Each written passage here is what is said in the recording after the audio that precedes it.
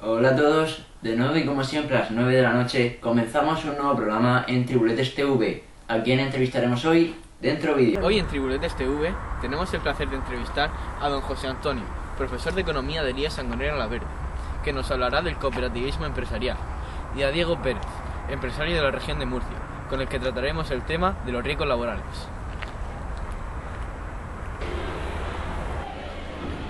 La cooperativa es una forma jurídica que permite a personas que tienen intereses socioeconómicos comunes agruparse para defender esos intereses precisamente. Se constituye mediante escritura pública que se tiene que inscribir en el registro de cooperativas que se lleva en el Ministerio de Trabajo y Asuntos Sociales. Una vez que tenemos la escritura pública, que se ha redactado delante de un notario, los socios, que pueden ser como mínimo 3, creo recordar, en el caso de las cooperativas de primer grado, tienen que ser 3 socios, personas jurídicas, personas físicas, y en el caso de las cooperativas de segundo grado, puede ser, es decir, cooperativas de cooperativas, tienen que ser como mínimo 2 socios, 2 cooperativas, para montar una cooperativa de cooperativas. Una vez que tenemos, la escritura de constitución redactada, se paga el impuesto sobre transmisiones patrimoniales y actos jurídicos documentados, que es un impuesto que se paga en la comunidad autónoma. Nos vamos con la escritura una vez que esté inscrita en el registro de cooperativas, nos vamos con la escritura a la delegación de Hacienda, solicitamos nuestro CIF y una vez que obtenemos el CIF damos de alta un modelo para ver qué tipo de impuestos tenemos que pagar, etcétera, etcétera. En la agencia tributaria, pues ya podemos empezar a funcionar como cooperativa. La particularidad de las cooperativas es que los socios se pueden adherir, es decir, se pueden unir o separar de la cooperativa según les parezca. Se trata de una entidad jurídica que tiene un régimen de libre adhesión y baja voluntaria. La cooperativa la gobierna un consejo rector, que está formado por normalmente un director y una serie de consejeros, depende de lo grande que sea la cooperativa, que son los que deciden, más que decidir, ejecutan la voluntad de los socios, que se reúnen en asamblea. Y lo más importante de las cooperativas es que no importa que tú seas un socio más o menos poderoso, que tengan más o menos bienes depositados en la cooperativa, sino que el régimen es democrático completamente. Una persona, un voto. Es decir, no ocurre como en las sociedades capitalistas, como las sociedades limitadas y las sociedades anónimas, donde puede ser que un señor tenga el 55% de las participaciones o de las acciones de la empresa y ese señor es el que controla, ¿no? En las cooperativas no ocurre eso. En las cooperativas, si somos 5 socios, tenemos que cada uno tiene un voto, ¿vale? Independientemente de que tú trabajes más o trabajes menos con la cooperativa. Las cooperativas son una forma de fomentar el crecimiento, porque permite que se gestione normalmente por los mismos trabajadores la empresa y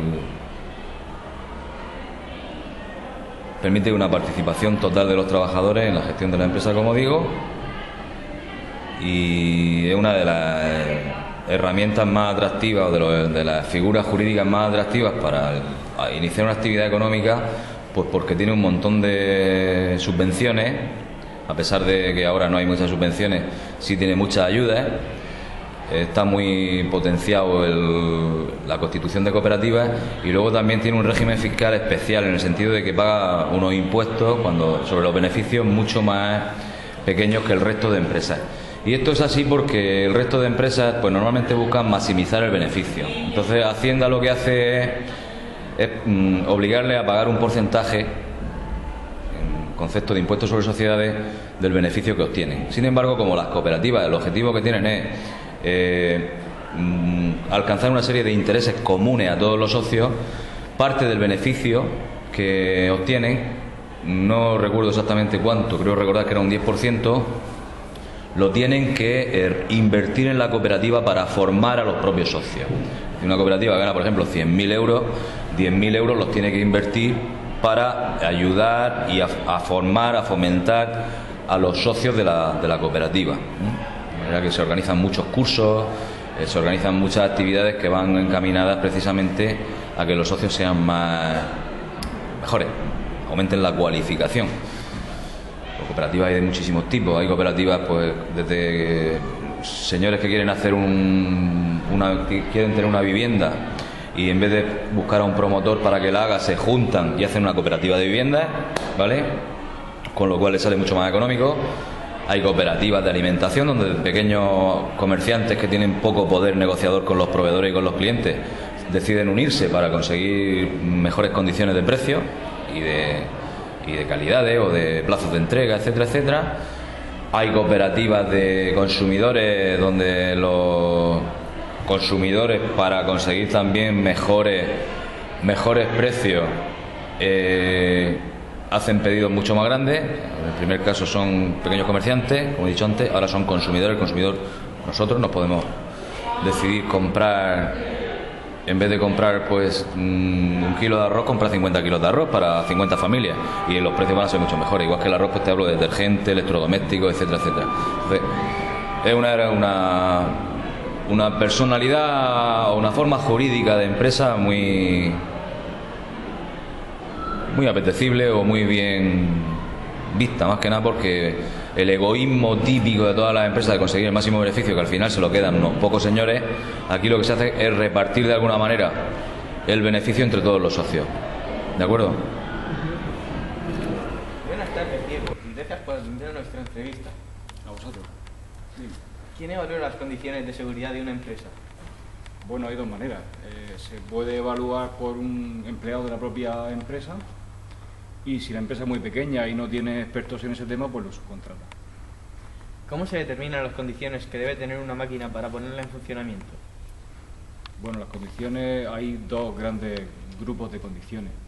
Unas son las que debe cumplir la máquina cuando se fabrica, que lo estudia el fabricante, las que debe cumplir, y otro es en el momento de instalarla en una industria, pues hay que tener en cuenta pues otro tipo de protecciones, que las tiene en cuenta el proyectista normalmente. ¿Todas las máquinas se fabrican con los mismos requisitos de seguridad? No, también la normativa da distintas familias de máquinas en función al ambiente de trabajo. En ambientes explosivos, por ejemplo, son mucho más rigurosas.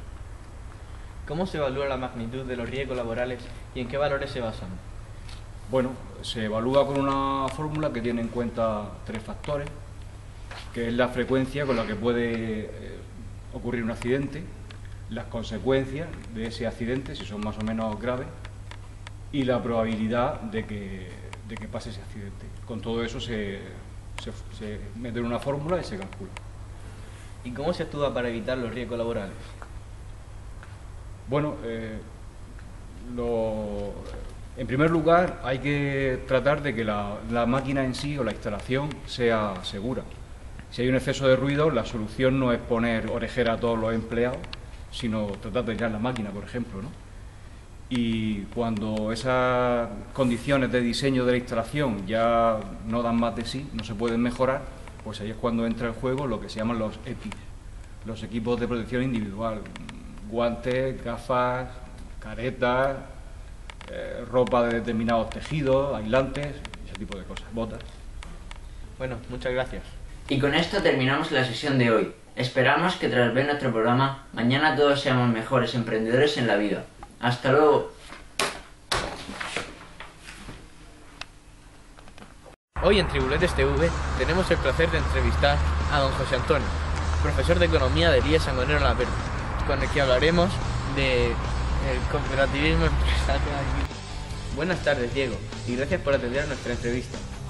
Gracias a vosotros por venir a esta hora tan intempestiva de los sábados. ¿Quién saluda? Buenas tardes, Diego, y gracias por atender a Buenas tardes, Diego, y gracias por atender a nuestra entrevista. Gracias por venir a esta hora tan simpática.